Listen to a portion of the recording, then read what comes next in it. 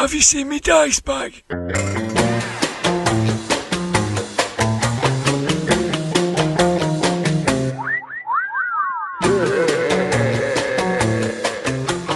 Grognard Files. Hello, my name is Dirk the Dice, and this is the Grognard Files podcast, where we talk bobbins about tabletop RPGs from back in the day and today. I'm coming live from my den here in the heart of the northwest of England. I'm completely and utterly surrounded by my stuff. On my right is the ever-expanding great library of RPGs and my Grognard Files. And here on my left is the ridiculous homemade shrine to the actor Caroline Munro. I'll just get a tap. Well, this is a rare occurrence. She's appeared as the co-host of 1980's Saturday night quiz show 321, where the contestants could win a mini metro or a bin, depending on their ability to unlock cryptic clues smuggled into eloquently convoluted linguistic puzzles. This episode is all about the new Lyonesse RPG that's been released by the Design Mechanism this month. I know it appears a bit off-brand to be talking about a new game, but back off with the pitchforks and the torches, as this is a game with a nostalgic resonance. Jack Vance was my favourite author back in the day, and Lyonesse in particular was a trilogy that I loved, and until my early 20s, I would read again and again every year. I've been enthusiastic about this project since it was announced, and I was lucky enough to run a demonstration game at UK Games Expo 2019, Codifoot's Stipule, which resulted in a special thanks from the Design Mechanism in the front of the new book. I know. The Lyonesse trilogy, comprising of Saldren's Garden, 1983, The Green Pearl, 1985, and Madoc, 1989, tells the story of the callous and ambitious King Casimir and his torment over a prophecy that he is to be usurped by his grandson. It's an imaginative story of intrigue, cruelty, strange magic, and eccentric characters. And if the conclusion seems a little bit disappointing, it's because there's a sense that we didn't want it to end. I wanted to live with these characters forever. Now, finally, thanks to this game, I can. Vance is an underappreciated author. Despite his multiple awards and prolific output, his impact on gaming has been immense. He's an Appendix N author that Gygax acknowledged was the source of the magic system for D&D, and the rogue character class was based on Kugel. Pelgrane Press came into being thanks to the Dying Earth role-playing game. Goodman Games are producing another Dying Earth game based on the Dungeon Crawl Classics engine.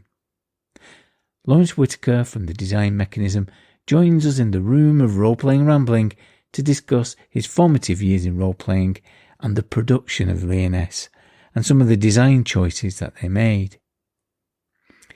At Daily Dwarf from Twitter has written a great essay that I'll read about some of the literary worlds that were recreated in the magazine during its heyday. Breakfast in the Ruins is a Moorcock-flavoured podcast that's presented by Andrew Stimbot 5000 Stimpson, and he's provided an explanation of the first game he played, the last game he played, and the game that means everything to him.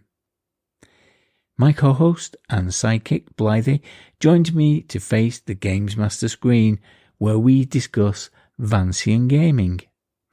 I'll be back at the end with some parish news. Until then, Ramblers, let's get rambling. Open box. Welcome to Open Box, the part of the podcast where we look backwards to look forwards. I'm in a virtual room of role-playing rambling with games designer, publisher, and fan favourite Lawrence Whitaker. Hello, Loz. Hello. Hope everyone's keeping healthy, safe and sane. So I'm speaking to you across the airways. Where are you located nowadays, Loz? I am in Ontario, in Canada, southern Ontario, probably about an hour and a half east of Toronto. And by your accent, you didn't always live in Toronto. Oh no, I'm a Yorkshireman by birth. Right. So it's a long, convoluted story about how I ended up here. Well, maybe we'll get onto that at some point. What we always start these interviews with, Loz, is just asking people, how did you start in role-playing? What did you play and who were you playing with? The first exposure I had to role-playing was Dungeons & Dragons, like everybody else. But it wasn't immediately that. I read an article in, I think it was a Sunday supplement, probably the Telegraph or the Express or something like that. And it was about these new kinds of games that didn't have boards, didn't have winners, could go on for days and days. And it quite intrigued me. And sure enough, they had the typical pictures of the old Grenadier miniatures set up in a sort of a dungeon. And being a big fan of Moorcock and Lord of the Rings, it pressed all the right buttons. So I sort of tried to make my own version of that with Britain's knights and things. But that really wasn't a role-playing game. It's just me messing around. My proper first exposure to any kind of proper role-playing was a solo Tunnels and Trolls dungeon in a magazine called The Gamer, written by Kenton Andre. And I played the hell out of that, and it was fantastic. You got to create a character, play it, and there were different permutations that you could go through. And I really enjoyed that. And that was really my first introduction to role-playing. So I always blame Kenton Andre for everything that kind of came to pass after that. But my first proper role-playing game was basic D&D, the purple box. I've still got it sitting on my bookshelves to this day. And so you got solo games in. Who were you playing with then? So when you opened up that first box of D&D? I started with my brother. I think I was about 15 at the time. So he was about 10. Completely different interests to me. He kind of he got it and enjoyed it, and he got one of his friends involved. So I was GMing games at home for my brother and one of his pals and a few of his friends. And then at school, there was a group of us in the same year. I was dungeon mastering for them, and there were probably about 3 or 4 D&D groups that were playing at the time. Right. And were you writing your own stuff, or were you playing pre-written stuff?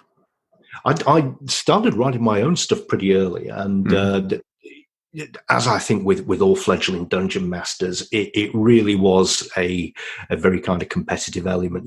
How can I get the gold dragon in at the end, and will they survive this trap? And bet they don't realize there's a doppelganger in the party, all that kind of stuff.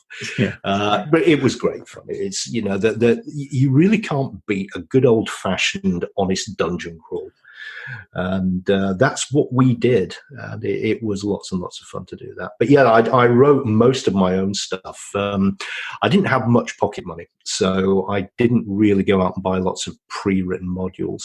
I think I obviously had Keep on the Borderlands from the D&D box set. I got Palace of the Silver Princess and probably 2 or 3 others, but I tended to write my own. I've always had a pretty fertile imagination and never any shortage of stories to come up with. And what did you move on to from D&D? D&D moved on to Traveller. I was interested in science fiction as well, and Star Wars was out at that time, and Empire Strikes Back and Blake 7. So I was desperate to try and sort of emulate the space opera kind of thing, which Traveller really didn't do at that time.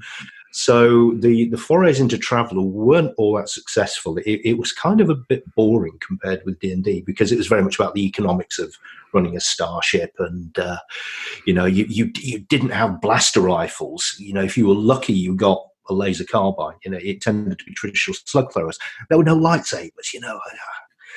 So it was kind of a bit of a disappointment, and we moved on to Stormbringer. And that became sort of my big love as a game system. And I got Stormbringer, I think, around 1981, 82, when it first came out. I'd seen the review of it in White Dwarf, and being a big Moorcock fan, it was a must buy for me. And I sort of had to save up to be able to go out and buy it. But yes, that was my next big thing. And really, I didn't look back from Stormbringer. I don't think I went back to playing Dungeons and Dragons once I discovered basic role playing and the Chaosium system that was powering their games. And Ken St. Andre again as well.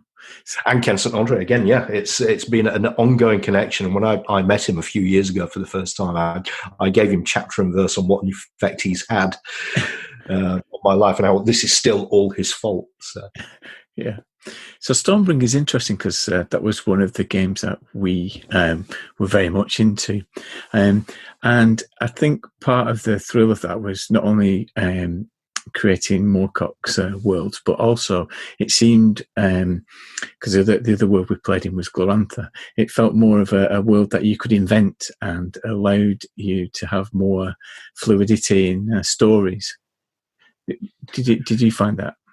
Yeah, very much. The fact that you had a ready-made world in the Young Kingdoms that was kind of sketched in partly in the books and then kind of elaborated on in the rule book, even though it wasn't really that accurate in some places, it was still evocative enough to help fire imagination. And I had 2 or 3 really long-running Stormbringer campaigns that just sort of built on what was found in the novels, but then really developing stories of the characters that we had there. And it definitely helped that there was some grounding in a fictional universe outside of your own imagination. And how did you cope with the legendary imbalance of characters? Did you encounter that in your? We didn't care. That added to the fun. Nobody cared. It was the typical party that I think everybody had. There was always a Melnibonean or Pantangian sorcerer that could kick the shit out of anything that got thrown at you. Somebody always wanted to play a beggar just because they were such good fun, and it all added to the enjoyment. It was simple. It was easy, it was fun, and actually it really did sort of reflect, I think, Moorcock's fiction. It was very much about the underdog, very much about people that are on the fringes of society, and that kind of gelled rather nicely, I think. Yeah, we didn't care about the game balance. I understand that you moved fairly quickly towards writing for role-playing as well, so how did you make that leap from being a player to writing and contributing? I think I sent a couple of things into White Dwarf that were probably quite rightly rejected as not being good enough. But I eventually, I'd been running my Stormbringer campaign for about 4 or 5 years. And I thought, some of this stuff, it's pretty good. And when I looked at some of the adventures that were being published, like everybody, my God, I can do better. My campaign's much better, much cooler, better characters, better monsters, better magic. So I sent Chaosium a letter and some samples of my work, and that turned into them inviting me to contribute to a campaign book they were putting together, which became Rogue Mistress. When it first started out, it was in a very different format, and they invited me to contribute a scenario, which I did. That was promptly rejected by Greg Stafford, and that sort of triggered my meeting with Greg and a friendship that lasted right up until his death. But that was kind of my first foray. Even Chaosium rejected me in the beginning, but it made me go back, refine it, take on board the critique that he'd given, and eventually the work was accepted. So my first published work was in the Rogue Mistress campaign. Oh, right. So just tell us a little bit more about that, because we've heard this legendary thing of to be Gregged. So what was that experience of getting editorial advice from Greg? That's more to do with Glorantha. Right, okay. He never ever Gregged me over any Stormbringer stuff. Right. Focused on Glorantha. But probably later, when I started working with Mongoose and was writing for the Glorantha, that probably happened. Although I don't think it was that egregious with the Mongoose stuff. So that contribution to Rogue Mistress, that was your first published work, was it? And how did you develop from there? I developed from there. Actually, I've missed out a step. The first thing that I was actually invited to write for by Chaosium was for Ringworld. I sent in some ideas for Stormbringer, but I also sent in some ideas for Ringworld. I was a big Larry Niven fan. And I was invited to contribute to a campaign pack called The City in the Jungle. And they sent me a massive folio of all this background stuff. It was quite detailed things that they had. It's kind of a playbook for all the writers. This is where the game's going to be set. These are the people involved. Here are the setups of civilizations. Write something around this. So I wrote a scenario based in this area of the ring world, sent that in and heard nothing. After a few months, my manuscript was sent back to me by Sherman Khan, who was the editor in charge of that project, with a very apologetic letter saying, sorry to have to send this back to you. The stuff is great. We want to publish it, but we've lost the license to publish anything by Larry Niven. And so the Ringworld game itself was pulled before anything could really be released. Then the Stormbringer stuff came after that. So it didn't make me lose heart. If anything, it kind of galvanized me that clearly they were prepared to entertain, some unknown Brit that was keen on writing, and they were good enough to take a chance on me. And so, did you play Ringworld? Did it come from your own experience of playing games? Oh yeah. We had a long-running Ringworld campaign. Me and some friends from school, and we used to alternate Ringworld, Stormbringer, and Bushido actually. And already, Loz, you've mentioned that you're very much good at the literary side of science fiction and fantasy with Moorcock and Tolkien. So we need to talk about Vance and Jack Vance and what role he played in inspiring you as a role player. I wouldn't say that Vance necessarily inspired me directly as a role player. He certainly inspired me with characterization and plotting. I mean, he's a master of both. If you read any of the Dying Earth series, and especially the Kugel stories, he's a master of setting up very complicated, very clever plots that you can't quite see how it's all connecting together, populated by really memorable, quirky characters in such a clever way. And then he wraps it all in his wonderful command of language. And that's what really attracted me. Now, I'm nowhere near as eloquent as Jack Vance. I'm nowhere near as good a plotter, and I'm nowhere near as good as characterization. But I think those three elements kind of rubbed off on me, and they informed a lot of the way that I started to write things. And that would probably be around 1985, 86 when I first discovered the Dying Earth stories. I knew of them from before that, but when I first sat down and read Kugel's Saga and Eyes of the Overworld, that really sort of opened my eyes to that style. And I think that probably had quite a big influence on how I started to write. Lots of very quirky characters, very plot-driven rather than sandboxy things. And that's kind of how I've continued to develop the work that I do. Yeah, I think at that time, Grafton did they published them in the UK, didn't they, as very attractive books at the time, and I think that's how I discovered them at that period. So they brought out the Dying Earth series, and then eventually Lyonesse came out. And did you read that at the time that it was published? I think I read The Green Pearl not long after it was published. So I read them out of sequence. And I came back to them only a few years ago. And that's what really sort of spurred the journey that we now have with the Lyonesse game that we're publishing. But I had the original Grafton imprints from the UK, and the first one that I had was Kugel's Saga. Then I went and found Eyes of the Overworld and Rialto the Marvelous. And, Rialto the Marvelous was really difficult to get hold of. And I finally found it in a secondhand bookshop in I think in Hastings. Can't remember why I was in Hastings, but my wife and I dropped into this second-hand bookshop, and I found this holy grail. I've been looking for it for ages, and of course, just happened to be I wasn't really looking for the book at the time. I wasn't hunting for it. It just jumped out of the shelves at me. That was a joyous day.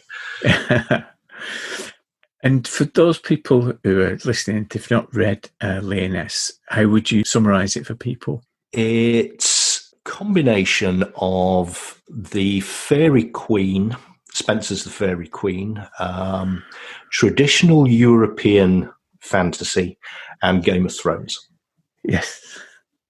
And that's really doing a disservice to Vance. It really is. But for people that aren't familiar with it, but are more familiar with George R.R. Martin, that's really what it comes across as. I mean, the political machinations that occur throughout the Lyonesse saga are exactly up there with what happens in Game of Thrones.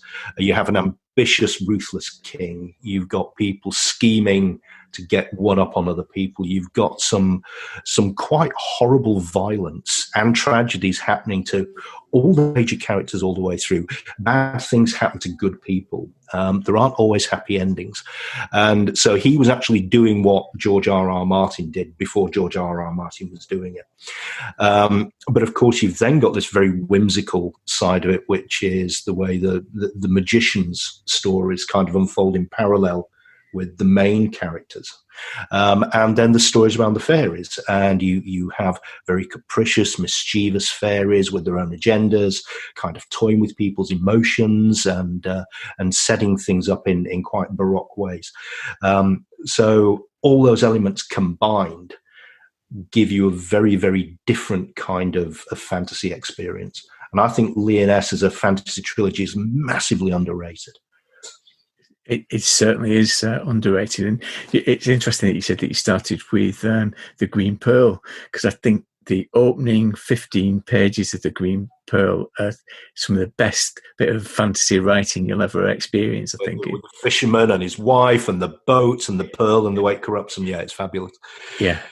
And I think that is a snapshot of Vancian style, I think. That kind of casual cruelties and exotic sounding people, and also the mundane mixed together. I think it's a great piece of writing.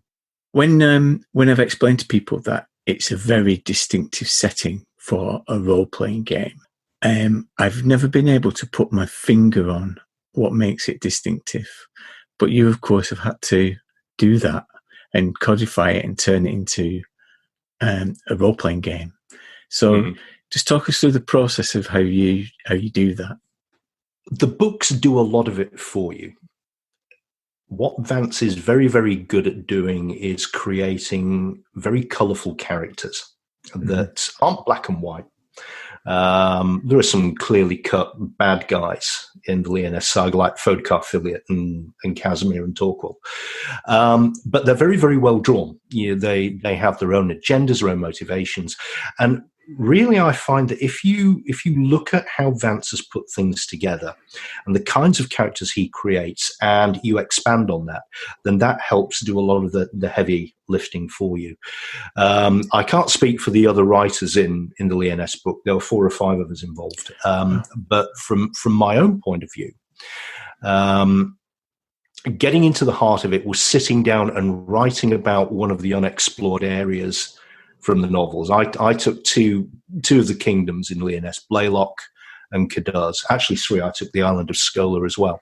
And what I did was very much what I did when I was writing for Mongoose and the Elric material there.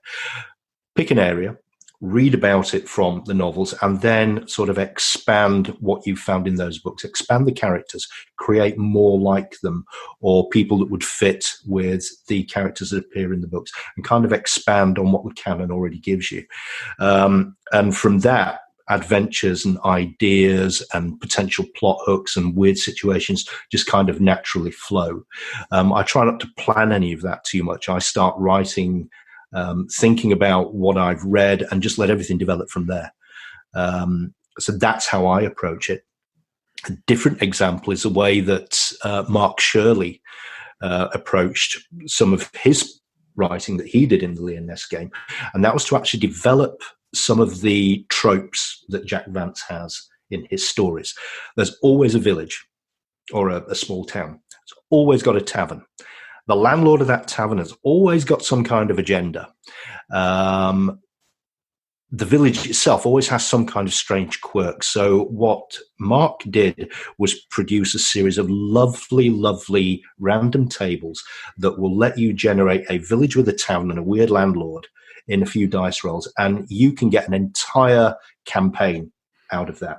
And we did just that when we playtested Lyonesse. I got my players to each roll on the village table. So they created the village's name. They created what was weird about the village. They created the tavern and what was weird about the landlord and all this stuff. And I just spun a story straight out of that. And so I think if you can capture the playful essence of Jack Vance and the serious things about his characters and his plots, that's half of the job done. And then it's then kind of building up and filling in on the blanks. And we need to talk about food as well, because of course one of the elements food takes an important part, because I think what Vance does with his worlds is create a culture that is a living culture, isn't it? And part of the way he expresses that is through his exotic food. So you've introduced that into the game, haven't you? Yeah, it wouldn't be complete without the Vancian meal generator. That's absolutely right. It follows a very, very similar format, whether it's in Lyonesse, the Dying Earth settings, the Demon Princess setting, you name it. He lovingly describes the food that people eat. And it's always something weird cooked in a piquant sauce or a certain kind of thing, or braised eel bladders with the side serving of X, Y, or Z, wolf nipple chips or jaguar's earlobes, to quote Monty Python. But if you can create something that will allow you to have your players sit down and have this bizarre meal, then you are definitely capturing something about Vance. So I came up with the Vancian meal generator, and it's really just a series of random tables to decide what you're being served, roughly how it's being cooked, what it's been accompanied by, and what sort of sauce it's been presented in. So you can get some very, very bizarre combinations, but it's huge amounts of fun to put it together. As soon as you do that with players, they're immediately there, aren't they? They're in the world, and they're invested in it. Yeah. Suddenly they care about how that eel bladder pie is going to taste, and how much they're going to pay for it, or whether the landlord's going to rip them off for it. The other term in role playing that we hear very often is this idea of Vancian magic, because famously Gary Gygax took that as the inspiration. But of course, I've been lucky enough to see a preview of the Lyonesse book. You actually point out in the book that there is no real consistency to magic within Vance. So how did you go about doing that? Because I think one of the high points of this game is how you deal with magic. It took a long time. It was probably the longest and most difficult part of the book to write. I didn't write it. Pete Nash, my partner in crime, was responsible for that. He's brilliant with detailed game mechanics like that. And what Pete did was he went right back to the source material, and he didn't start with Lyonesse. He started with the Dying Earth, especially Rialto the Marvelous. He went through every story in the Dying Earth saga and made a note of what magic was being mentioned and made rough notes on how it was being presented. And what he found was that there were certain common threads that kind of go through all the stories, more so in the Rialto sequence, where magic is very much the focus. It's a bunch of feuding magicians at the end of the world that they're all trying to outdo each other in various really bizarre situations. But there are certain consistencies and certain themes and threads that are quite logical and flow through those books. How they're applied isn't necessarily consistent, and he does contradict himself in certain places. But, he's a writer, and the magic in the books is designed to serve the story. He wasn't developing a magic system for a role-playing game. But what Pete did was work out where those consistencies were, where the inconsistencies were, and how he could then sort of work around them, and how you would replicate that in a game series or in game mechanics. He then did exactly the same with Lyonesse, where there are some very clear-cut spells. But equally, there are lots of sort of examples of magic where it's not quite explained how a certain effect came about. There's a spell that Shimrod, one of the main characters, casts to hide some magical apparatus, where he folds it in 7 different ways and it gets compressed to the size of a brick, and he puts a charm on it so it's under observation. Now, he doesn't explain how that. He simply says that Shimrod cast the XYZ spell and it got folded up and no one could now find it. So we had to work out, how would you put together a spell that would do that? The other interesting part in the Dying Earth stories is the use of Sandestins, which are also used and referred to in Lyonesse. It's very helpfully explained in one of the Rialto stories that when a magician casts a spell, he's not actually casting a spell. What he's doing is giving very detailed, specific instructions to this magical creature called a Sandestin, who then actually goes and does the work for you. So all he's doing is saying to a summoned creature, a bit like a demon, make that thing invisible for me, please. And if you do, I might let you go next week, or I'll give you a tidbit, or you'll get some praise. That's really how magic works. And of course, the instructions are very long and convoluted and complicated and take up vast amounts of your memory. So that's what we did with Sandestin magic. We worked out what sort of abilities were displayed in the Lyonesse stories and in some of the Dying Earth stories. Worked out the rules about how Sandestins would work, how you'd coerce them into getting what you want them to do, how many abilities they might have, what could happen if things go wrong, and then build the game mechanics around that. And as well as that, you've got, of course, the fairy magic, which behaves very differently. And what's wonderful about the fairy magic is the names of the different spells. It's absolutely brilliant. I've done a play test of this, and the casting Impspring Tinkle Toe is a great moment. Yeah, that's one that's taken directly from the books, and fairy magic is a lot simpler. It's a lot more mischievous. It's very much about this spell affects this in this way right here, right now.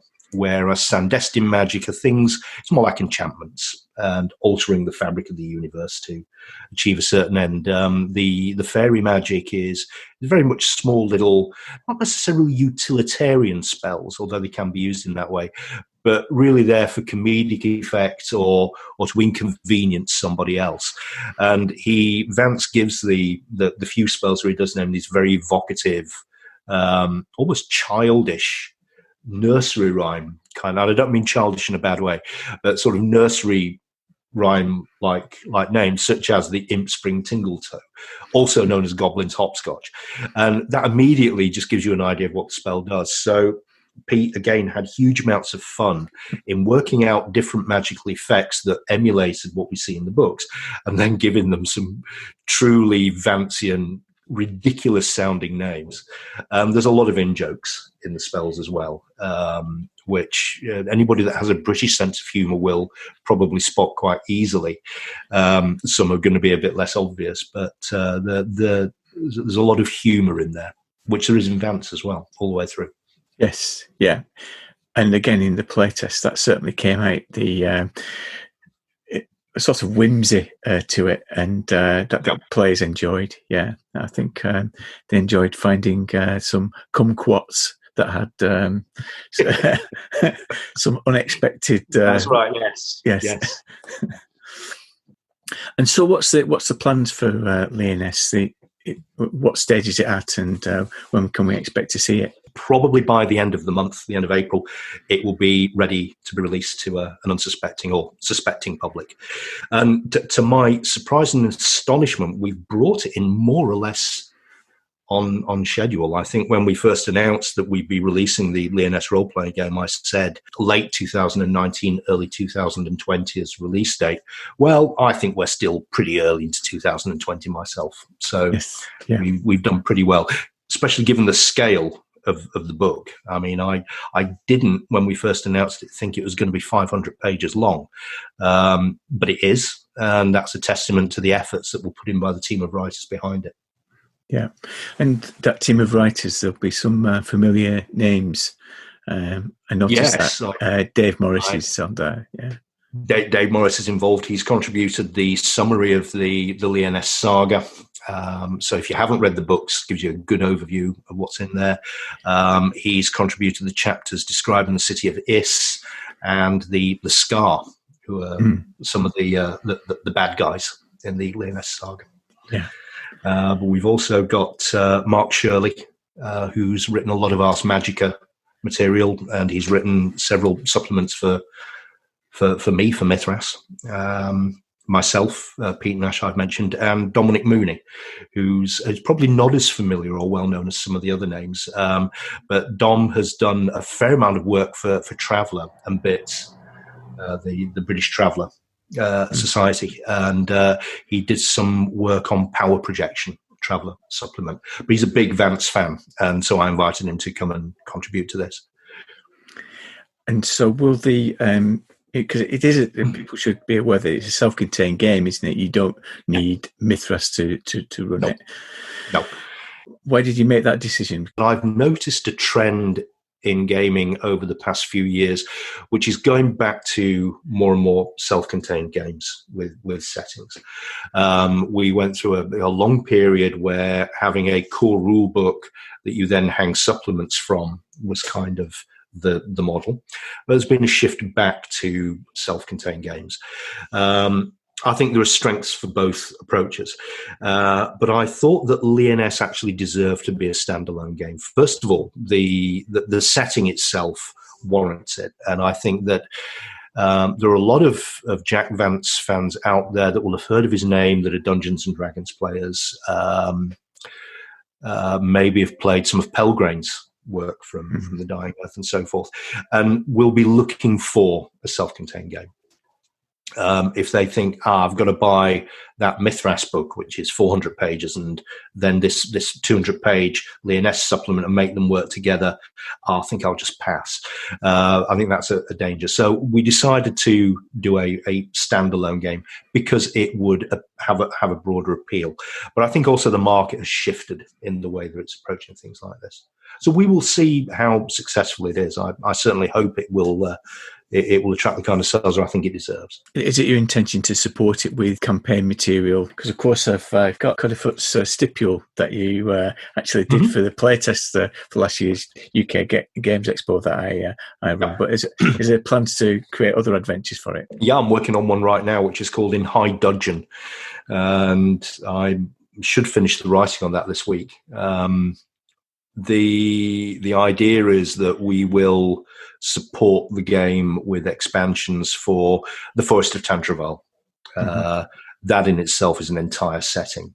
Lots of mileage you can get from that. And we can focus on places like Lyonesse Town, City of Is, Avalon, Trosinet. We could take any. There's so much stuff that you could spend, you could just dedicate all your time to doing nothing but Lyonesse supplements if you wished. Obviously, things compete for priority and attention, but we certainly intend to support the game. The first thing that we already have Cuddifoot's stipule, as you've said, which came out before we released the rules, but the rules were finished when I wrote that. There will definitely be an adventure that's released very soon after the Lyonesse core rules come out, and there's already Cuddifoot there to help support it. And we will develop more stuff probably next year for Lyonesse. What will be first, I don't know. I think that will be something that I discuss with the writing team, and we'll come up with the ideal kind of support material. Thank you for that, Loz. And we're going to come back next time to face the Games Master screen. Thank you very much. Ooh. White Dwarf. Author. Science fiction and fantasy authors were a clear and obvious influence on the genesis and the development of role-playing games, so much so that some of the heavy hitters, Tolkien, Lovecraft, Michael Moorcock, had whole games specifically designed around their fiction.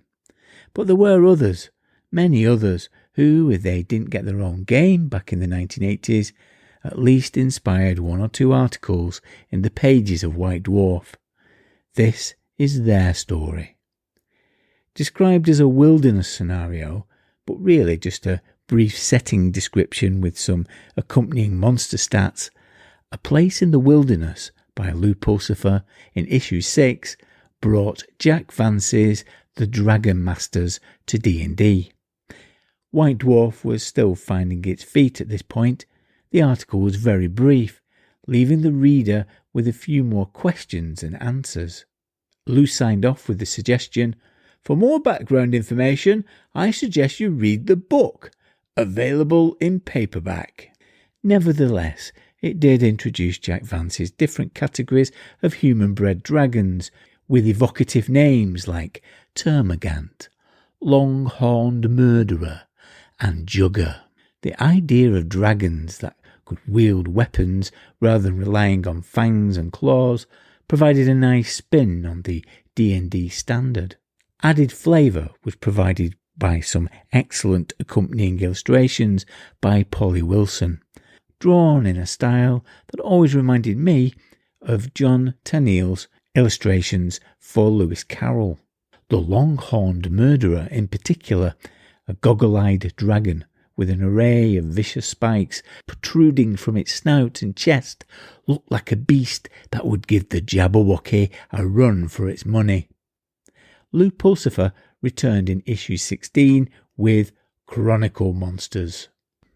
Ah yes, the Chronicles of Thomas Covenant is a love it or hate it marmite of fantasy fiction.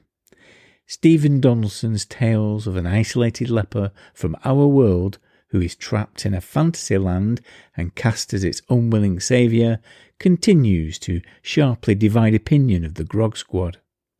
I'm an unabashed fan.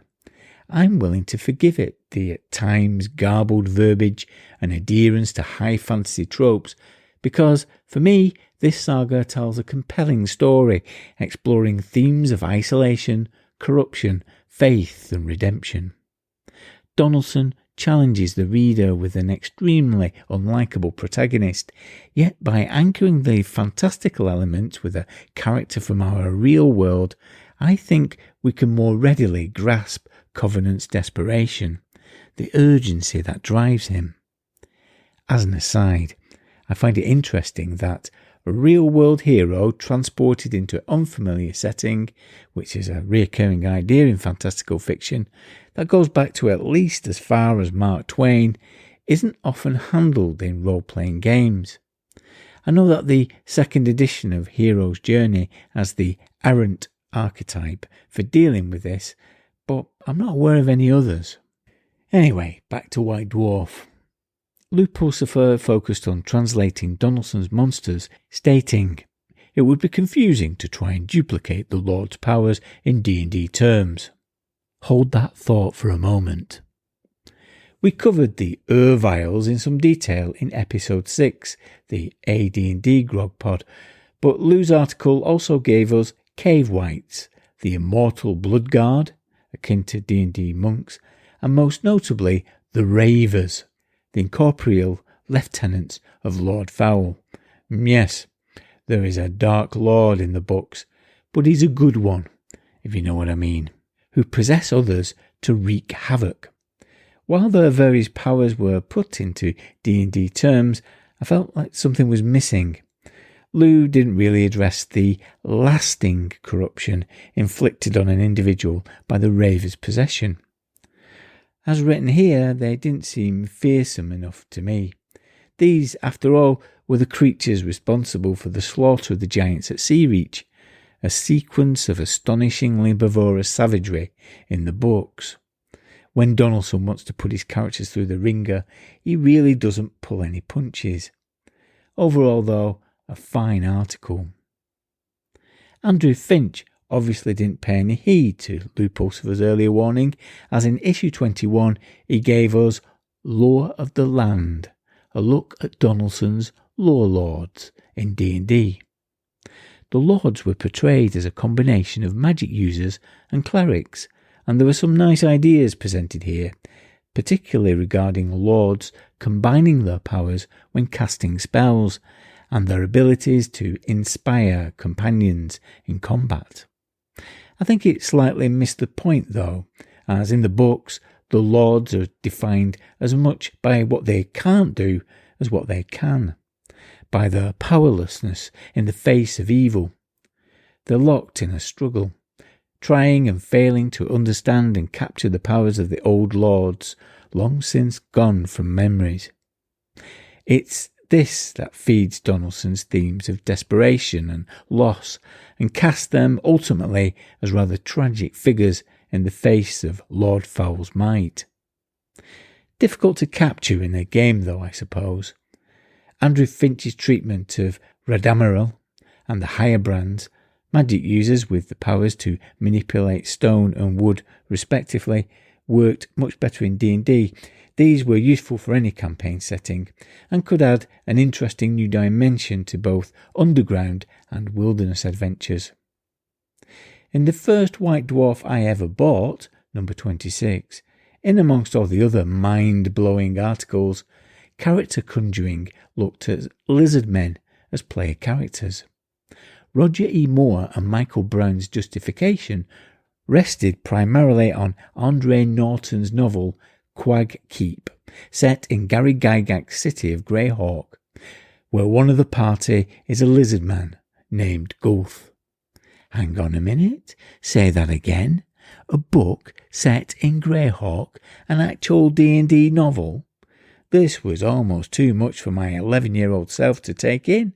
I had to own that book. Only problem was, none of my local bookshops had a copy. It took me several years to track it down. I eventually found an import copy. I knew it was an import as the edges of the pages were stained bright yellow. I could barely believe it. I finally owned Quag Keep. But then I made a fatal mistake. I actually read it. Oh dear.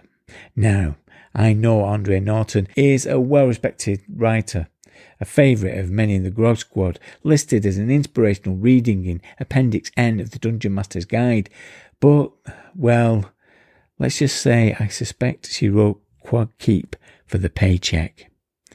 It's really not very good. Look on this as a service. I read it, so you'll never have to. As for the article itself, it did an efficient enough job in less than a page, but limited player character lizard men to being fighters. I'm not sure why the more interesting options like shaman or witch doctors were restricted to being NPCs. At least it did have a great Ian McKay illustration of a lizardman emerging from a swamp, spear in hand. Julian May's The Many-Coloured Land and The Golden Talk hold the dubious position of being the oldest books on my bookshelf that I still haven't got round to reading. Paul Harden was clearly not as lazy as me, as in Creatures in Exile, issue 51's Fiend Factory column, he examined the two alien races from the novels, the Furvolug and the Tanu. They were very well conceived, both with interesting powers. The Furvolug had a body weaponry, giving them the ability to assume an horrific illusionary appearance, while the Tanu had various psionic powers, often enhanced by talks, potentially potent magic items, also given good attention in the article.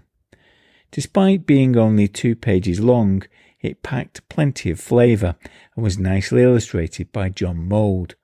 Reading the article again, it was easy to see how these races could be used in a game, and sparked a few good ideas. Maybe I should finally give those books a try. David Eddings' The Belgariad was given a D&D makeover by Peter Ransom in issue 56, describing it as an almost ready-made D&D campaign world. He provided a bit of high-level background before delving into the statistics for various creatures and personalities. We had 2 effective monsters, an ape-like predatory Algroth and the unliving murderous mudmen, the dormant evil god Torak, this being AD&D, so the stats included hit points for a god, and the powerful shape-shifting sorcerer Belgarath. Peter Ransom even packed in 2 scenario outlines to the bargain. All good fun. Although, as this was inevitably the case given the brevity of the article, you get much more out of it if you read the books and were familiar with the background. As an added bonus, there was even a map, complete with a competition. Solve a riddle to find the treasure. The prize? Why, a full set of David Eddings books, of course. The next issue's Fiend Factory was given over to the Madripoor monsters, as Robert Silverberg's novels Lord Valentine's Castle and the Madripoor Chronicles were mined for monsters by Graham Drysdale. Silverberg is another author I've not read. My geek credentials are really beginning to slip. But I know he was a favourite of Dirk, Blythe and Ed of the Armchair Adventurers back in the day. An exotic melange of creatures was duly delivered. Sea dragons, forest brethren, small forest-dwelling humanoid hunters skilled with blowpipes and trap nets, metamorphs, shy shapeshifters with psionic powers, scanders, 7-foot-tall, 4-armed humanoids, vroon, small tentacled creatures well versed in sorcery, hajot, obnoxious and batrachian, grey rogs, a timid reptilian race. Phew. All were well presented, though I'm not sure offered much more over a similar denizen of the Monster Manual. Again, I suspect that familiarity with the source materials added an extra appeal. Let's fast forward a couple of years when the brooding, ominous shadow loomed over White Dwarf. Graham Staplehurst's scenario, Things Ancient and Modern, took its inspiration from the works of British horror writer Brian Lumley, the creator of the quintessential pulp Cthulhu investigator Titus Crow, and the man who haunts the dreams of a certain Good Friends of Jackson Elias podcast. We looked at the scenario back in episode 16 of the GROGPOD, but issue 81 also contained a short story by Lumley, The Sorcerer's Book, set in Themadra, a Hyborian-style fantasy setting, used as a backdrop for part of the adventure. I had no recollection of the story, so I thought I'd give it a reread. Tiny print and fussy background didn't really make it any easier for my tired old eyes, but I persevered. It read to me very much like a Clark Ashton Smith homage, a tale of ancient sorcerer and his quest for immortality, and the ambitions of his apprentice. Slight but enjoyable. Required reading for the good friends. Number 82 was quite a momentous issue of White Dwarf. Not only did it announce the arrival of Warhammer Fantasy Roleplay, it also introduced, to me at least, the writings of Terry Pratchett. It featured an excerpt from the newly published The Light Fantastic. In addition, Ashley Shepherd took us on a stroll across the Discworld, promising AD&D adventures on the back of a giant turtle, not forgetting the 4 elephants. In keeping with the source material, this adopted a humorous, light-hearted tone when translating the Discworld to AD&D, and was not overburdened with actual rules. Indeed, it was as much an introduction to Terry Pratchett and Discworld as a gaming article. It's funny reading it again, as it's such a familiar setting now, but at the time, the Discworld, Ankh-Morpork, Unseen University, etc., all had to be explained to the reader. If you did want to theme your AD&D game around Discworld, though, there were plenty of ideas here you could use. Ashley Shepherd covered the characters, naturally focusing on the wizards and the cutthroat nature of level advancement, and the unstable nature of magic. Spells with an intelligence of their own, cooped up for years in mouldering ancient grimoire, and they could give rise to chaotic, unpredictable effects when finally released, all for comedic effect, of course. Since this was an AD&D article, we had to have a list of creatures and personalities, dragons, trolls, death, and the Lovecraftian monstrosity Bel Shamharoth, the sender of the 7+1. They were all given the stat block treatment. The article finished with a couple of amusing adventure ideas, one with the player characters temping for death, and the other was an investigation into disappearances in and around Unseen University. Good stuff, plenty to inspire some Discworld adventures. Another aside. I met Terry Pratchett once.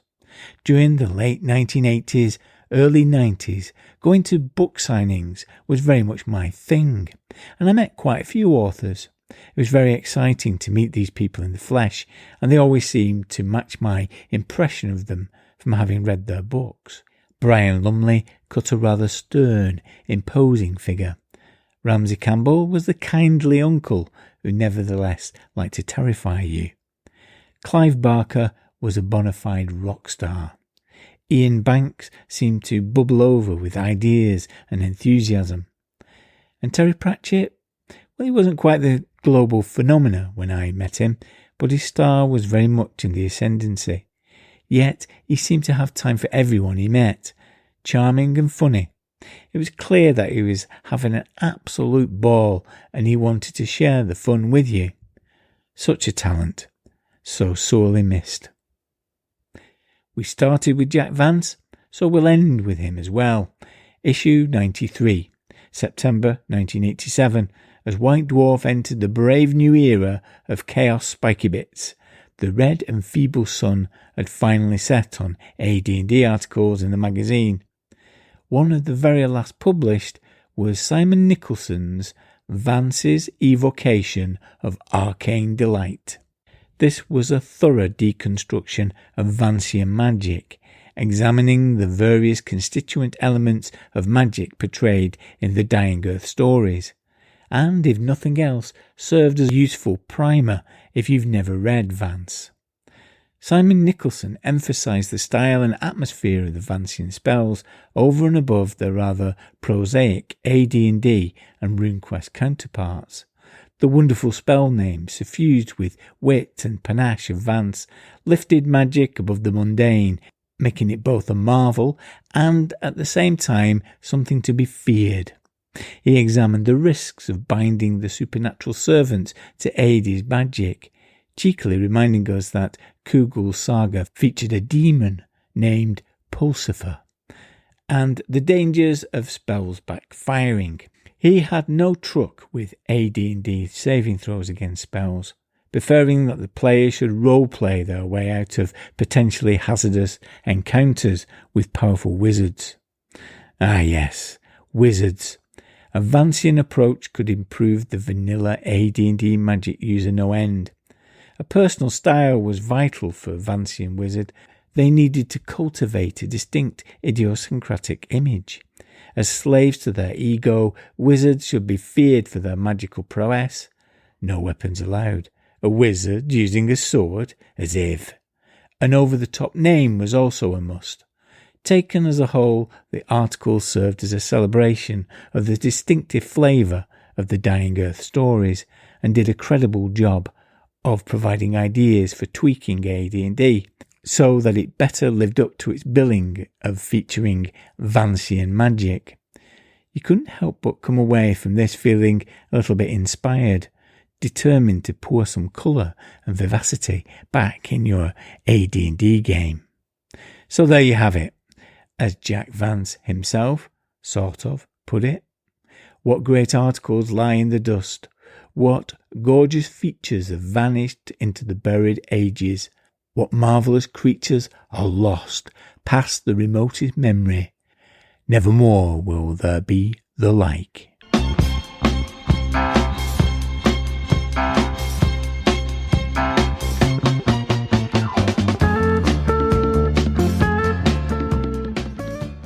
Hello, my name is Andy Stimson, aka Stimbot5000 on Twitter, and I've been a gamer for around 37 years.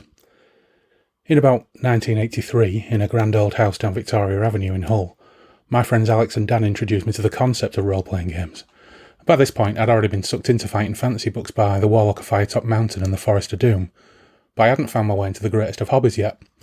Alex and Dan were already playing AD&D with some older friends from down the road, and they wowed me with tales of their adventures, recited as though they were absolutely real and vivid. So to my 11 and 12-year-old head, it sounded wonderful. So, one afternoon, we rolled up RuneQuest characters. At the time, it seemed so involved and esoteric, it instantly drew me in. I was already reading Moorcock and Howard thanks to my granddad, but this was like being on the inside of the machinery. The game started.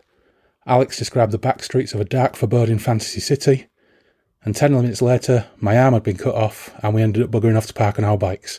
It was a bit shit, to be honest, but it gave me a taste, and before long, I had my first AD&D character, a first-level magic user with a charisma of 3. The older lads had been playing for a while, and were pretty decent dungeon masters. We played every weekend for around a year, but then the group disbanded for reasons I can't really recall. Maybe people moving away, or maybe it was the time we got rowdy and Hugh Lutley put his arm through a panel window in the front door and had to go to hospital. His man was well pissed off, so that was the last time we ever gamed in that house, and that was around 1984 or 5. Imagine my surprise then when last year, over 35 years later, my cousin picked up a few old dog-eared modules for me from a charity shop, only about 300 yards from that house. The small pile included Dungeon Module A2, Secret of the Slaver's Stockade, and when I opened it, I found the names of our group written above the pregens in pencil. That's real treasure. I played Elwita, a 6th level dwarf fighter. After the breakup of that group, my mate Tom and I played on 1-to-1 for a couple of years. I played a half-elf fighter magic user. At this point, despite having had The Hobbit read to me and my sisters by my mama's nippers, I didn't really get elves. And when it came to naming conventions, Tom said they would have names like Swift River Green Tree, or something like that. Thus, Big Rod Thicksperm was born. He conquered evil wizards, reared a direwolf to go on adventures with him, bought a massive house and filled it with traps to foil his enemies, and generally smote evil. But eventually, the wolf retired, then Big Rod, and by 1987 we were immersed in other games like Call of Cthulhu and Twilight 2000. Twilight 2000 in particular worked for me, as my players over the years will testify. I'm much happier running low-powered games with characters picking weevils out of biscuits and narrowly avoiding death at the hands of weirdos and desperate diseased nomarchs, and this is carried over right to the modern day. My last game is one of my own devising, a hack of the brilliant Barbarians of Lemuria by Simon Washburn, which I called After the Star Fell, a tale of fairly useless, unheroic and generally quite cowardly poets in 1795, trying to negotiate their way from witnessing the very public suicide of crap rhymer Udo Dirkschneider at Poetry Night at the Moon and Pfennig, to discover the darkness behind the disappearance of his father, a local priest. All against a background of what is essentially The Colour Out of Space mashed up with The Year Without a Summer. It's been great fun, although the episodes have been interrupted by gaps of several months. But Barbarians of Lemuria is just the light level of crunch for me. 2d6 versus a target number with a few variables to throw in to make it interesting. As a system, it's amazingly versatile and hackable too, and the players, a combination of old grogs and relative newcomers, all preferred it to D&D, the system that I'd been running previously, D&D 5e that is. For my everything, given the subject of my podcast, I suppose it really should be one of the Moorcock RPGs like Stormbringer, in any of its myriad editions, or Hawkmoon. To be honest though, they've never really done it for me. Apart from laughing at Dive & Tarkin's stat block, I've just never really clicked with them, with the possible exception of Darkside's Quorum supplement for Elric! Which I do like, but I've never got round to running. Perhaps sometime soon.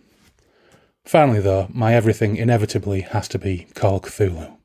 Not necessarily because it's the best game, and not necessarily because I'm a Lovecraft mark. It's just that, for whatever reason, I always come back to it. I still have my 2nd edition box set, and with the exception of the GW 3rd edition hardback my friends had that fell to bits under a heavy sneeze, I've continued to stay up to date with every revision. It's inspired some of my favourite writing by some of the best authors in the field. In Hull, about 1990, we had a Virgin Megastore that had a fabulous RPG section. Up until that point, we'd only ever had a series of failed game stores run badly by hobbyists, which is why I never managed to get a complete set of Tortured Souls magazine back in the 80s. They spent too much time smoking drum and entertaining their friends, weirdly called things like Mr. Creek. Although, to be fair, I shouldn't really knock Mr. Creek. He photocopied a load of Phoenix Command weapons supplements for me that I never used because Phoenix Command was ridiculous, but I did like the pictures of the guns. Anyway, in the Virgin Megastore I found issue 5 of The Unspeakable Oath. It was unlike anything by the usual publishers, and it introduced me to the brilliant and well ahead of its time work of Dennis Detweiler, John Scott Tynes, and Mark Morrison, and had striking, deeply disturbing cover art by Blair Reynolds. It was wonderful and low-tech and rough to the touch, like a fanzine. Issue 6 included an overhaul of elements of Call of Cthulhu 5th edition, the first example I can remember of seeing a campaign frame for Call of Cthulhu in the shape of Thomas Hart's Randolph Pierce Foundation, and an outstandingly disturbing cover by Reynolds. Issue 7 continued this tremendous run with more resources for Call of Cthulhu 5.5, and a foil for the Randolph Pierce Foundation in the shape of Kim Eastland's Last Dawn. This was all really great stuff, and it chimed with me much more closely than anything Chaosium was producing. More importantly, though, Issue 7 also contained a scenario, Convergence, that would be the very inception of the game that's gone on to be a cult phenomenon in the hobby, the spin-off from Call of Cthulhu, Delta Green. Around about this time I'd met my old muckers Loz and Neil for the first time. Our memories are hazy for a variety of reasons, and there is some disagreement as to whether the first game I ran for them was Twilight 2000 or that first Delta Green adventure, Convergence. Either way, we had a good time, and we went on to play together for some years before, like most of the Grog Squad, going into deep freeze for many years. When we got back together, about 8 years ago, to kick things off again, the obvious choice was Call of Cthulhu. We can all relate to a game set in the 30s with Nazis and sewers and strange tomes, but as it happens we went for far too much Atmos and got bugger shit-faced on Manhattans and martinis, so the game was crap. That was my fault. I was running it. We tried again though a couple of months later, this time with Loz at the helm.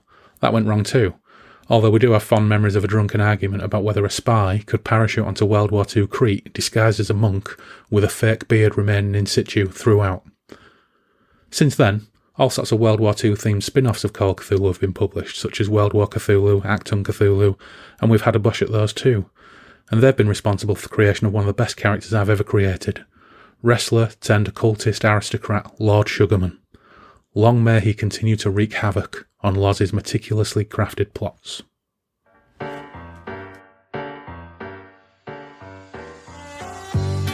Hello, this is Gaz. And this is Baz. We're your genial, some might even say avuncular hosts of What Would the Smart Party Do podcast. Where you'll find a special blend of gaming chat, quality interviews, deep dive reviews, advice, war stories and the occasional splash of actual play. So, draw up a comfy chair, get a brew going and join the Smart Posse. Level up your gaming mojo at whatwouldthesmartpartydo.com or find us on iTunes, Spotify and all other reputable purveyors of podcasts. Gamesmaster Screen! Hello and welcome to the Room of Role-Playing Rambling. I've got Blythe with me. Effacious salutations, Blythe. Hello. That's not like you, Dirk. I'm with Blythe and we're going to talk about Jack Vance and Jack Vance's influence on games from our point of view. You were a reader of Vance back in the day, weren't you? I don't think I read much of his science fiction, strangely. I don't know why, but certainly it's fantasy, yeah. There was always that quest, wasn't there, back in the day, trying to find a fantasy and science fiction collection that aligned with what we wanted from role-playing. That's true. You would kind of look for fantasy and science fiction novels that you could use as a bit of a springboard for role-playing. You could tell there's a good idea in here, and that's that and the other. And I always thought they were surprisingly hard to find, but Vance fit the bill. You know, he did kind of influence us. Yeah. You know, we had a kind of strange relationship with fantasy fiction. I hope no booksellers are listening, because Eddie used to have a bit of a trick, didn't he, with the books that he bought, where he would buy a book, and we ended up doing the same. He would buy a book and thinking, this sounds good, this sounds like something that will feed my RPG imagination, and then found it disappointing. And he'd always read the first few chapters very carefully so as not to break the spine, and then take it back to the bookshop and insist that it was his birthday last week and he got 2 of these. Could he swap it for something else? And invariably they would say yes, wouldn't they? Yeah. And if you went to his bedroom in his house, he'd have a line of books. Yeah. And they all had the receipt as a bookmark. That's right, yeah. A few pages in. Yeah. And you could look at his bookshelf and think, well, look, the receipt on that one has moved beyond the halfway point. So he's keeping that one. But that one, he's a chapter in. That's still in the balance. That could be going back. Yeah. I did it once or twice as well. It's a good idea, actually. It did work. You'd buy a book and the cover. There was a kind of covers, didn't they, that sometimes had nothing to do with the story inside. They had a spectacular cover, and you'd start reading it and thinking, what's this something to do? The cover doesn't represent this at all. Yeah. I mean, people say you should not judge a book by its cover, but we did. We were young and foolish, and we did. And yeah, you would. This is disappointing. This isn't what I wanted. Take it back. I think as well, because you're in that role-playing games mindset, you would start reading a novel and you think, yes, I can use this, I can adapt this, and then something would happen. You think, oh no. Yeah, that's right. Yeah, you don't know that. No, it's stupid now. That's not going to work. Yeah. Jack Vance in the 80s in the UK, his back catalogue was steadily reprinted by Grafton, who did really good editions of them with great covers, and they were quite consistent. The 80s were an unusual period for Vance in that he became prolific again, because if you look at his back catalogue, he's got an enormous back catalogue, but a story collection like Dying Earth started in 1950. He wrote Eyes of the Overworld, which was in 1966, and then you had to wait until the mid-80s for Kugel Saga. So there was quite a significant gap between the different volumes, and you could say the 80s, when he was publishing stories, they were his best work at the time. Lyonesse certainly feels like his kind of most solid work that he did. Yes, I think it does have a kind of most complete, complete, and has a kind of weight to it. I think I was a YTS youth training scheme. I'd left school, and I was working as a theatre technician for the local theatre as a YTS. And one day a week, I had to go into Wythenshawe in Manchester from Bolton to go on a course, and I hated going on the course. Because they didn't know what to do with us. So we were like these 17-year-olds, 16, 17-year-olds. It was run by Manchester Council. Kind of filled our heads full of health and safety stuff once a week. We were trained. I still think about it to this day when I'm cleaning the toilet, about mixing. They condition you to clean the toilet in a kind of slightly compulsive manner. The mixture of chemicals. So if you put bleach in with chemicals at the same time, it can create noxious fumes and kill you. Hang on, what's the other chemical? No idea. I don't take any risks. I'm putting bleach down. But putting bleach down, don't put anything else in. Put bleach down in toilet, but don't put mustard gas in with it, because it kills. Is that what you're saying? Exactly. Well, that's sound advice. They used to give us lectures on VD and all kinds. VD? Honestly, VD? Yeah, honestly, I used to go every. You never mentioned this. No, it explains a lot. This every Monday we'd have to turn up, and we'd be talk about VD. Talk about VD and ways in which we could die in work by putting the wrong chemicals down the toilet.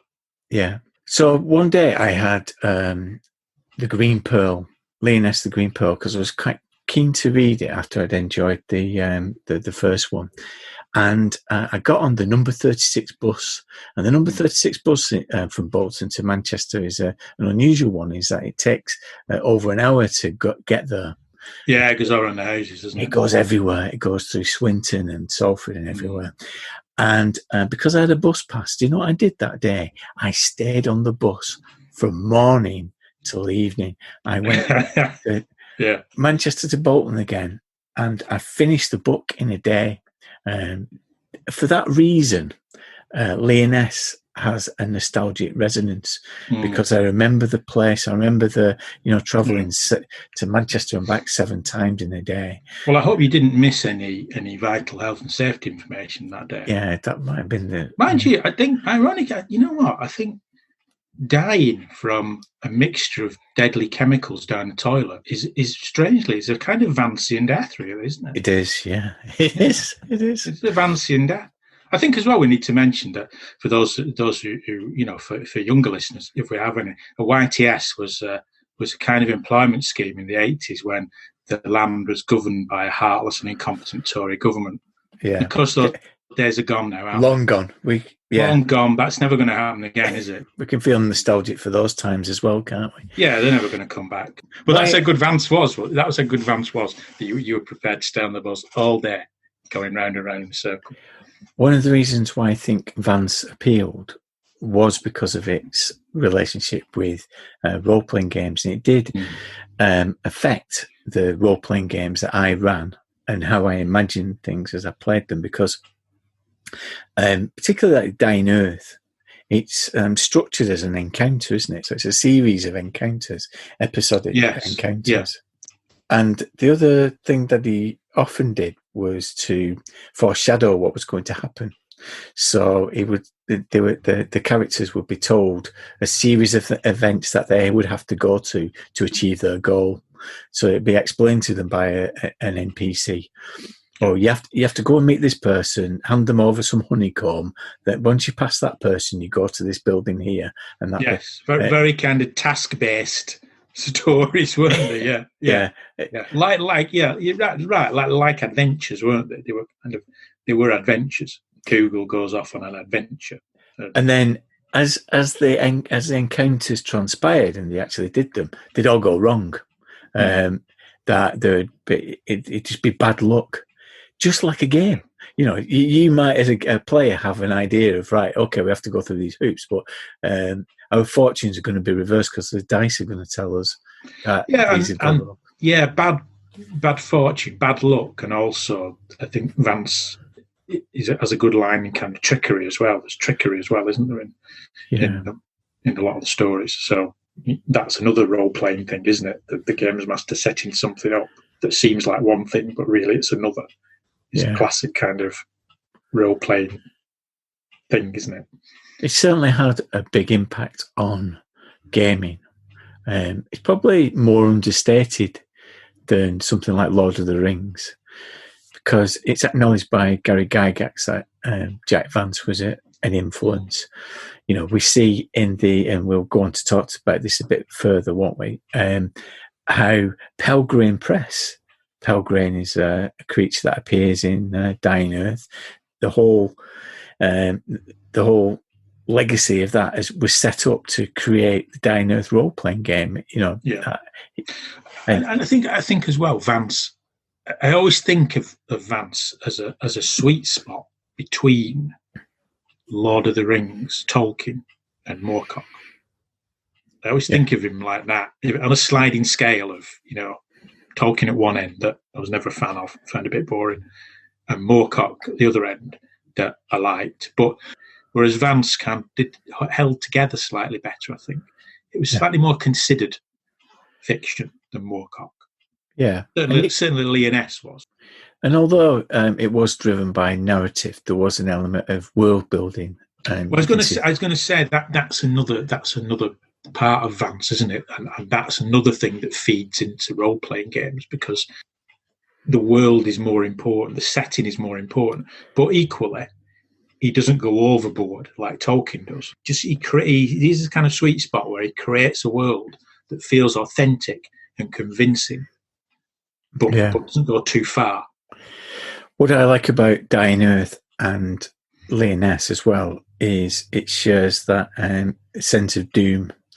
So a pre-apocalypse, if you will. Yes.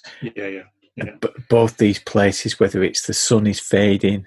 Also within that, you've got this slightly nonsensical people, silly people with the petty concerns. Yes. That's set against a sense of doom. The sun's dying in the Dying Earth, and yet people are a bit petty and selfish and jealous, aren't they? They don't see the bigger picture. The same's true of Lyonesse. It's going to sink under the sea. We know that, but they're all just petty, power-mongering idiots, really, a lot of them. Yeah, and Casimir's ambitions to take over an island that we know of, the archipelago, that's going to be destroyed. It's going to be flooded, and and that's where you can see the influence on George Martin, kind of the thing with Game of Thrones, because he has an acknowledged debt to Jack Vance that, you know, he was inspired by him, and you can see the same thing, can't you? You know, the petty wars and expansionist ideas of all these different houses fighting for position, when actually there's a great big winter's coming, there's a massive army of undead. It's a bigger threat than that, and look at you all worrying about your own personal concerns. Yeah.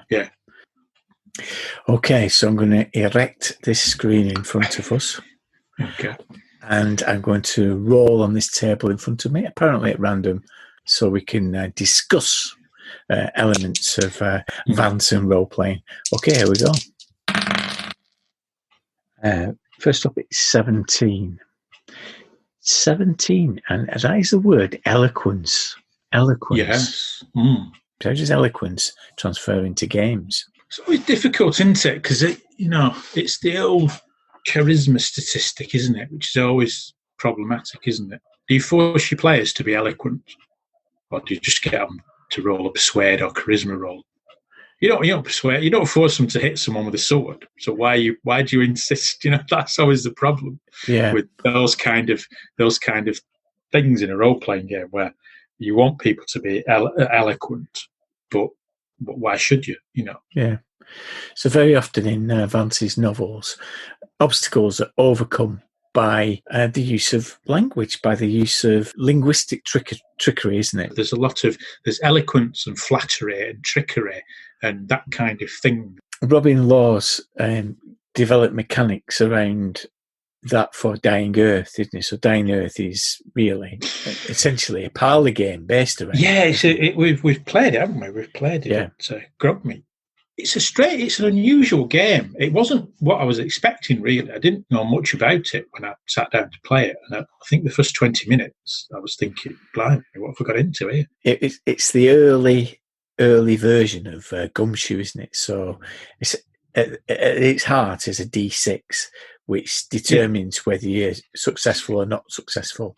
And you have a pool of points that you can use to build up your success or to change your success.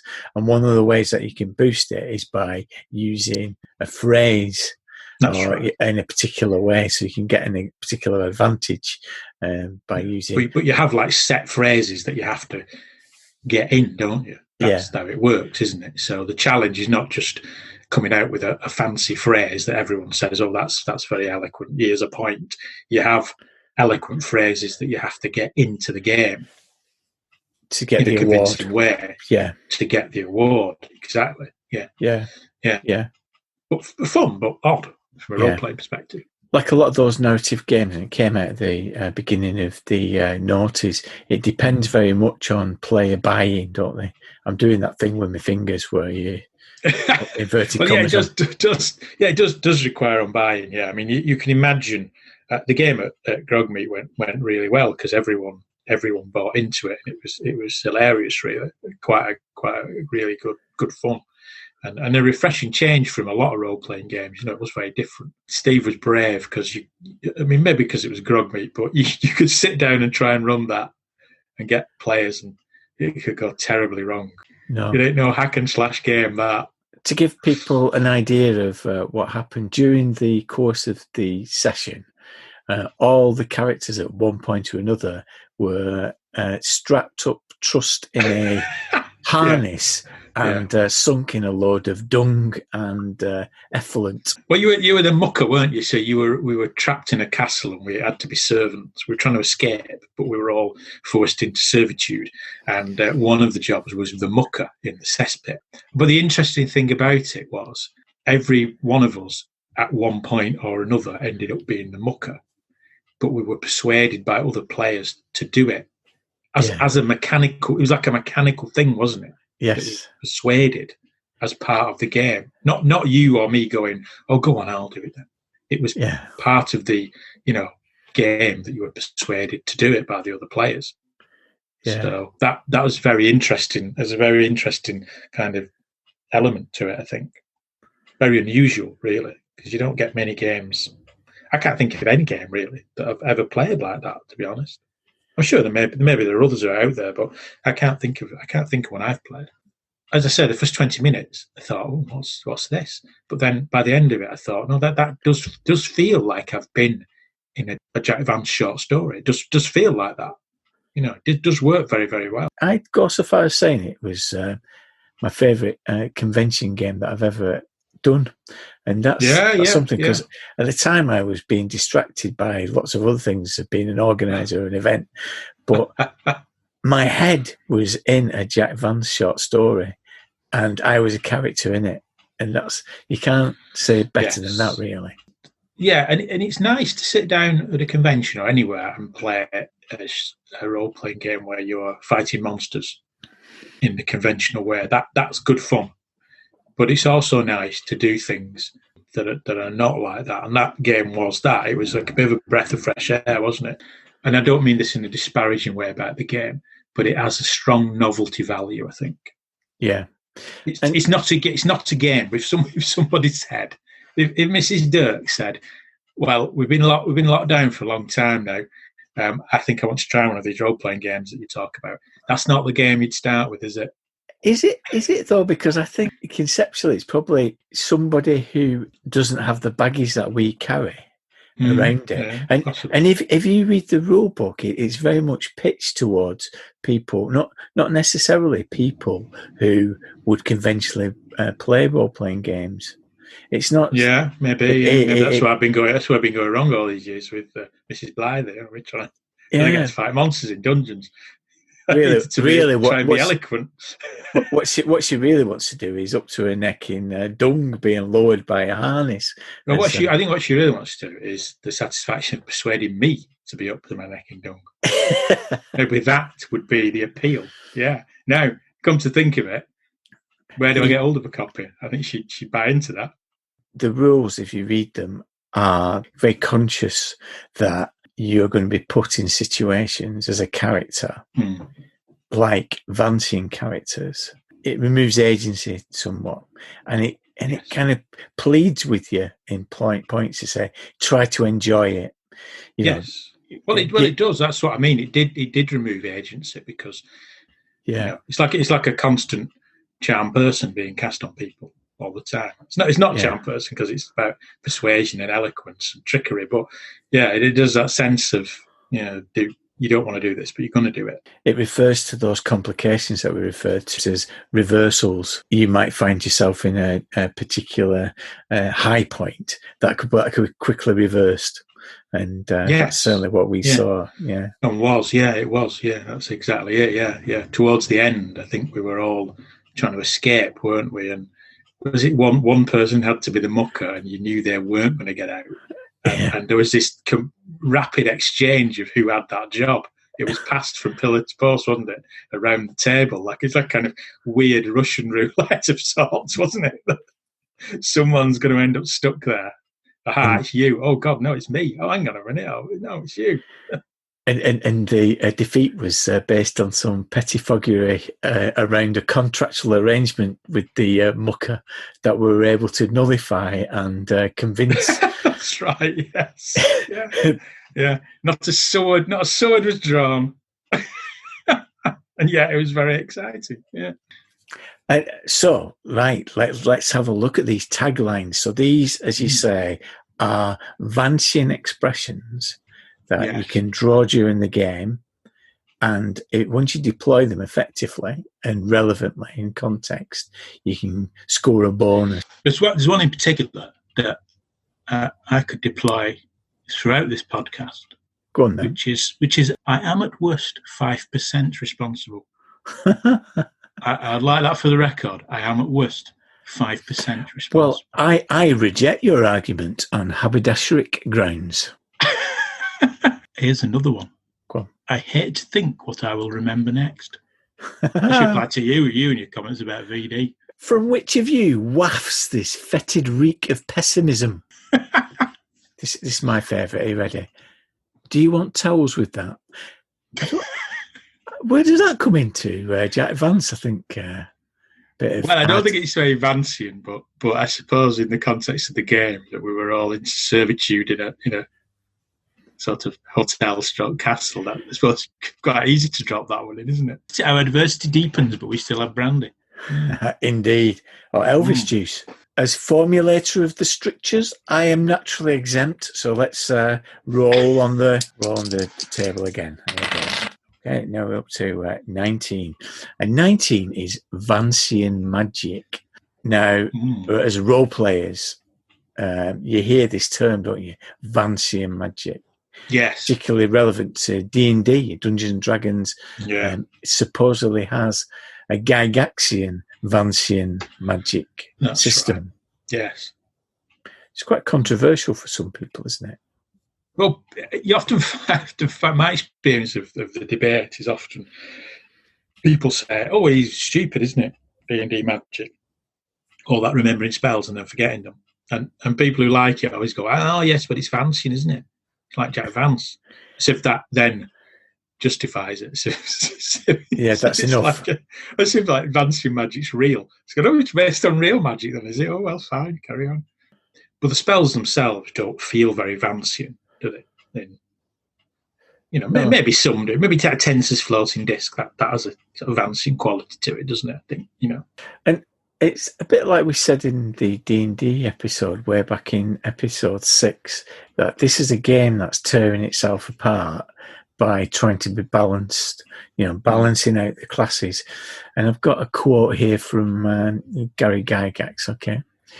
To my way of thinking, the concept of the spell itself being magical, its written form carried the energy, seemed perfect way to balance the mage against other types of characters in the game. So the whole thing of it wasn't necessarily that I like the idea of Jack Vance's... Yeah, it's a game balance thing. Yeah, it's a picaresque magic system that can do eccentric things. That's not what drew him to the magic. It's just a thought of, that idea of they've got one use of it means that they're not going to throw the balance of the party. And that's why beyond that idea, it's not very Vancian. We never really played D&D in a Vancian way. I think RuneQuest was slightly different. We did play RuneQuest in that way. It influenced our games of RuneQuest more than it influenced our games of D&D. Yeah. And I think the reason for that is because it could. Yeah, you're right, because RuneQuest has that flexibility because it doesn't have the classes, the percentages as well, because that's how our muscle memory works. And that's why I've enjoyed going to this Mithras game of Lyonesse. I think 5 years ago when we started the podcast, we were very enamoured with Mithras. And we've kind of moved away from it, haven't we, over the period because of new things that captured our imagination. Well, I think Mithras was the first of, although it's very similar to RuneQuest, it's different in lots of other ways. It was the first kind of newfangled game we got into, wasn't it? Yes, yeah. And what we liked about it, I remember us talking about it, is the way that it's an attempt, and maybe we never got it working particularly well so far, but it's an attempt to try and combine a mechanical approach to magic while at the same time having a narrative and interesting approach. And I think with this Lyonesse game, it kind of works. It kind of works because on the one hand, you've got the fairy magic, which is like hedge magic. It's a bit mischievous, and in some ways, in many ways, it can be quite useless. Like turning milk sour. But I think when you're in the game that you played, you had the ability to dance, didn't you? And send people. Well, that was it. I played a character who was an old lady. She was an old lady, wasn't she? She was like an old hermit lady who had this spell that could make people leap in the air. Yeah, I could just that's a mischievous spell of like a fairy magic spell that fairies would cast on people to make them dance and leap in the air for a laugh. And that idea, that very Vancian, but also the idea that challenging you to, can you put that to use? Yes. Can that be useful? Can a spell that turns milk sour be useful? Well, I would say in some game settings, absolutely not. In D&D down a dungeon, turning the orcs milk sour will not help you. Yeah. But in a Vancian setting, it will, and it can. Because again, you go back to that idea of trickery and social niceties. Yes. That kind of thing, where you think, well, maybe, if you wanted to embarrass a host, you could turn the milk sour and the host would be embarrassed and therefore become more succumb to your persuasions through embarrassment. It's that kind of thing, isn't it? Yeah. It challenges you to be subtler and pushes everything downwards so the magic becomes more low-key, but that makes you think in more subtle and cleverer ways, which once you start doing that, you become more you play it in a more Vancian way. Yes. And the other element of the magic is the use of sandistins. So these are these like little demons who manipulate magic, and as long as you can persuade them to cooperate, they'll deliver magic for you, and which is a little bit more powerful in the game, but also that has an element of mischief. Yeah. But what's notable about Lyonesse is the fact that there's Mergen's edict, which says that, amongst other things, that magic cannot be used to alter the affairs of people. So it cannot be used for political ends. And most of the novels are the idea of characters trying to push magic into that, trying to push the rules, trying to push against these restrictions that Mergen, this wizard, this sorcerer, has imposed, trying to see how they can break it. And that has got loads of narrative opportunity, hasn't it? For characters to come a cropper with that. And just going back to the last thing that we talked about, so part of the thing with sandistins is to try and talk them into doing your ends, to try and work with them. I think it deals with eloquence and the idea of a social conflict differently than the Dying Earth game that Robin D. Laws did with. But to my mind, it probably strikes a good balance between being mechanically possible. So you've got skill now, haven't you, of eloquence. Yeah. But you can also augment it with your passions. So if you've got a particular feeling or particular loyalties, you can bump it up. So whilst you don't have the kind of parlour game element of Dying Earth, it's still possible to have a satisfying way of dealing with social conflict. Okay, I'm going to roll again. Yeah, I've got a 63. Which is interesting because it's on a 20-sided dice, but I don't know that's happened. Anyway, are you sure about that? Next is Vans in Space. Oh right, yeah, okay. Now you said you didn't do much of the. I don't know why, but I didn't. I don't think I read a lot of Vancian science fiction. I don't know why, but I just didn't. Unless I did, and I can't remember.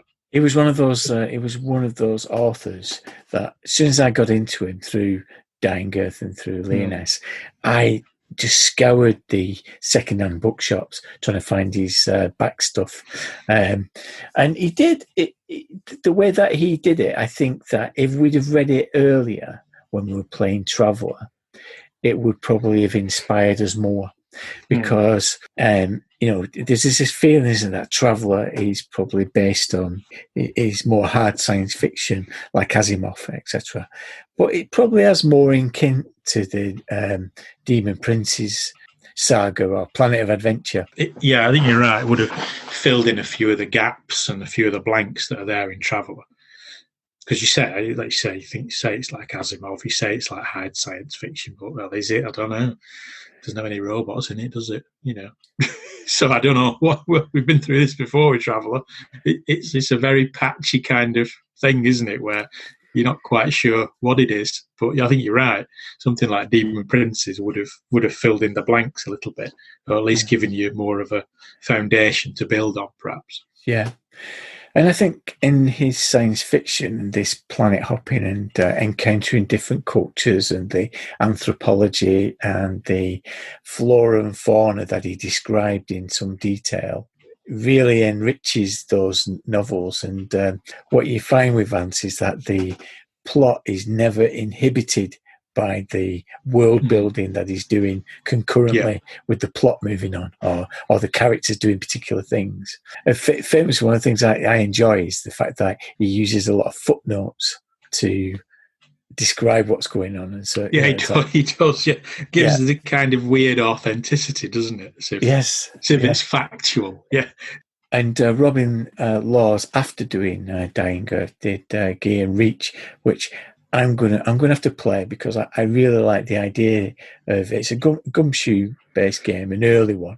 I like the idea that the characters are motivated by vengeance and going around the galaxy trying to enact this vengeance. I think it's a really good idea. One of his books was called Servants of the Wanker, which was always a source of amusement. Moving swiftly on, and okay, this is the last one, and it's Food, Glorious Food. Oh, yeah. Because as people have pointed out, food plays an important part of Vancian colour, doesn't it? So yes, he's often telling you what people had for breakfast and lunch and dinner and that kind of thing. We're sat in our homes, socially isolated. Yeah. This point is our annual birthday bash, isn't it? What we'd normally be doing is going for an all day around Manchester. Normally, dear listener, what you'd be subjected to now is some jazz in the background in a pub. Get on your nerves. And, a barrage of complaints. And Vance liked his jazz, didn't he? So he did. He was into jazz and blue water sailing. Yeah. It was on the back of his books, that, wasn't it? He's keen to point out that he liked jazz and blue water sailing. For some reason, we always found it amusing. Yes, I don't know why. And sort of, I still do. Yeah. I still do. I don't know why. So instead of that, what we'd normally be doing, we'd be going for an all-day breakfast to line our stomachs, wouldn't we? Ahead of an all-day drinking session in Manchester town. Yeah. We're forbidden to do that. So what I think we should do is for me to create something for us to enjoy by using these tables. I think you should. So have you got some dice available there? I can get some. Hang on. I can get some. What dice do I need? Yeah, all of them. You'll need all of them. The full range. The full Monty, yeah. Fire away. I'm ready. I'm diced up. Okay, for our Jolly Boys outing. For a breakfast. For breakfast, okay, you're going to start off with a D12. Roll a D12, please. Oh, a D12. I like that. First off, the most underused dice. This is your preparation, this. It's a 6. 6, it's raw. It's raw. It's raw. Food. Raw food. Okay. Ooh, okay. Interesting. And the main ingredient is a D4. A D4. It's a 1. It's a raw vegetable. You've got a raw vegetable. So far, it's worse than what we would be having in Manchester. Let's carry on though. Let's see. Let's find out what that vegetable is by rolling a D100. The D100. Good grief! How many vegetables are there? And there's quite a lot. Well, there's 100 actually. 100 vegetables? Yeah, 100. Yeah. Maybe there are. Maybe more. I don't know. 59. Navy beans. Raw navy beans. We don't know what they are. Do you know what they are? I don't know what they are. No. Navy beans. Yeah. What are they? Blue? Hang on. You're going to look it up? Yeah, of course I am. Yeah. We're not going to stop there yet because you're going to have. No, I know that, but I want. Yeah, I know. I understand that. I know it's going to go on for some time. I like doing things like this. The navy bean. Oh, it's a haricot. It's haricot bean. Oh, right. It's baked beans. It's raw baked. It's raw haricot. Unbaked beans. God help you tomorrow. Now, oh God! Well, there you go. That's what you want to start your day like that. Okay, you ready? So So you need to roll a d10 to chief accompaniment to the main course. So I basically did so far. You got raw beans. Imagine I've got some raw beans. Yes. Okay. And 6. Raw. Raw. Come on, 6 again. What? I rolled a d12 and got 6, and now I've got a d. Go on, raw. You got raw. Yeah. You're raw. Okay. So roll a d4. 3. Meat. So you've got some raw meat. Raw meat. Yeah. This is just uncooked food I've been given here. Kind of establishment is this? Roll a d100 to see what kind of meat or protein you've got. 27. 27. So 27 is faggots. Raw faggots. Raw faggots? So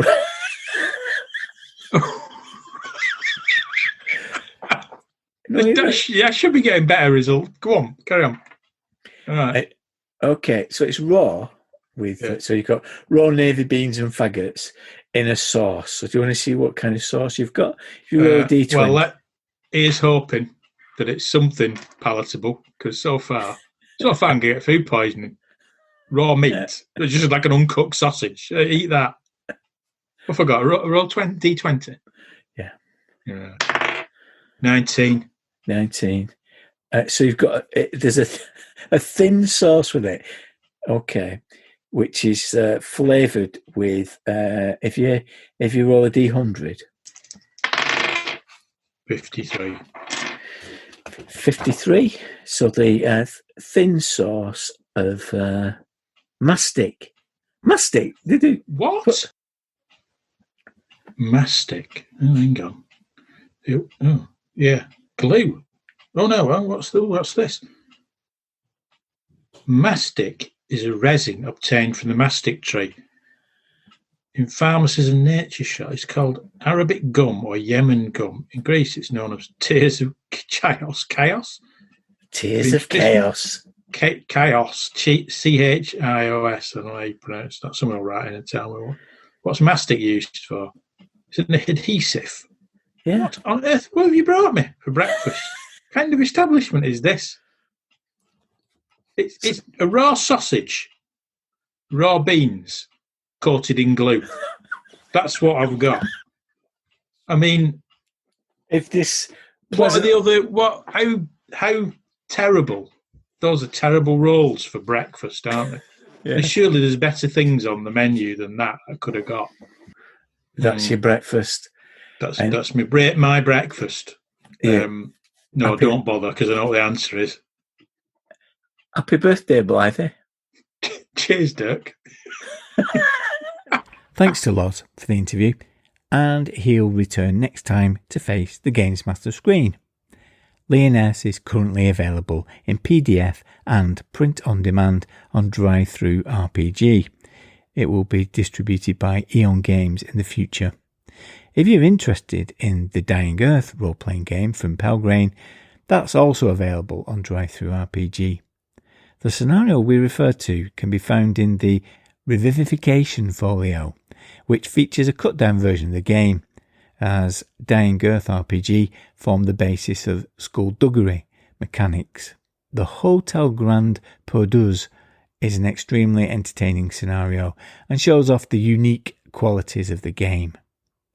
The brave GM who ran it for us at GROGPOD was Steve Ray, also known as Orlanth R on Twitter. He's joined the Anchor community with his own podcast, Orlanth Rex's Gaming Vexes. It's a short, thought-provoking pod that so far looked at the lethality in gaming and the challenge of investigative scenarios. Steve is a great games master because he has that great ability to persevere with a tenacity. He projects confidence that you'll get through this even if it's difficult. He resists the temptation to hand-wave the difficult rules or complexity. Instead, he takes you through it and you feel good about it in the end. I genuinely think that the Dying Earth game I played was the best convention game that I've ever participated in. And I didn't think that in the first 20 minutes of playing. Over on Patreon, we've released the first part of an actual play podcast set in Psyworld. Thank you to all of the Grog Squad for their support. I'll give some individual shout-outs to the new and returning patrons next time. Thanks also to Stimbot5000 for his contribution. Please check out the Breakfast in Ruins podcast for Moorcock insights and delights. If you're a fan of Moorcock, then stick around, because next episode we're heading for the post-apocalyptic tragic millennium. I'll be wearing my Gren Breton boar mask. Now stop it. You're making up your own jokes. Until then, adios, amigos. I seen you riding on the wall of death. You wanna know if you passed the test. I'm here to tell you